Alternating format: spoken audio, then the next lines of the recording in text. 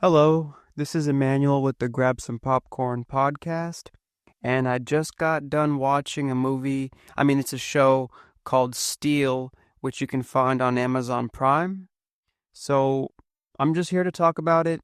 Let me give you some first impressions. I thought that it could be pretty cool. That was my first impression. It's a series that is all about a huge robbery. Like a team of thieves comes in and holds an entire financial team of some huge financial company hostage and makes them transfer a 4 billion British pound account that holds the pensions for a bunch of people onto a drive, and they basically steal it. The heist scene was exciting, and we got to meet a few of the main characters. And so my first impression was obviously, this could be pretty cool, and I kept watching. Let me tell you about some other scenes that I thought had an emotional impact or were memorable. So the heist scene was definitely what drew me in. Some other scenes that were important were the ones where you find out that Luke and Laura were actually in on the heist, but they thought it was just going to be a hack and not a heist at gunpoint.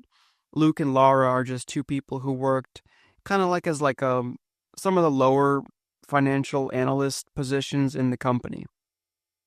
So you get to see a scene at a bar when they're talking to the people who pulled off the heist at gunpoint. And that was a couple of memorable and important scenes. Another memorable scene was the one where Luke got drugged and he got kidnapped. So at that point, you're like, oh man, like this is, they definitely mean business. It's not going to be like just like a, computer nerd type of deal, type of game here. So there were quite a few memorable scenes over the course of the series. Each and every episode had a good balance of suspense, action, and intricate storyline details, as if whoever wrote the series actually planned an investigation of a financial heist or something. So let's talk about some things that were unique, some unique factor. I think what made the movie unique was that it had a bunch of intricate details throughout. This is a spoiler, so plug your ears if you don't want to get it spoiled, but in the end, they find out that the guy who was the financial investigator for the police was actually the one behind all of the drama. The thing is, in the end, they returned all of the money from the pensions, and the guy who was the financial investigator only robbed the criminals for their money and gave back the pensions. So the unique factor was in the intricate storytelling and investigation for me. Some issues I had. Really, I had no real issues. I thought it was a really good series, and I've seen financial crime and investigative movies before. And this one could only be as good as some of the other ones that I've seen. If I was to nitpick on something, it would have to be I wish they'd drop some more clues for the people watching that the financial investigator might be in on it. They give us no way of knowing that he was in on the crime at all. So, my score and recommendation. So, as for a series about financial crimes, I would give this a solid 7.5 out of 10. It had some actors that I recognize and some that I don't. It was done well and really no complaints. It's just that I've seen it done before and the action was good, but I've seen more exciting action, and the drama and storytelling was good, but I've seen better drama and storytelling. Overall, I definitely recommend you watch it, especially if you're a fan of action, drama, and suspense.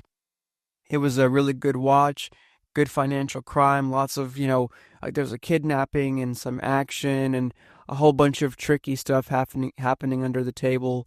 So it had a good amount of elements and a good, amount of stuff working for it. So definitely interesting to watch. And let's see, my takeaway from watching it. So I think the main takeaway was that sometimes who you think is actually a criminal might be the one who's actually trying to save the day. The financial investigator for the police was the one behind the huge robbery of 4 billion British pounds of everyone's pensions, but really, the only money he actually ended up taking was from a known crook who was laundering money for weapons dealers. He took 10 million British pounds away from him and gave all the other money back.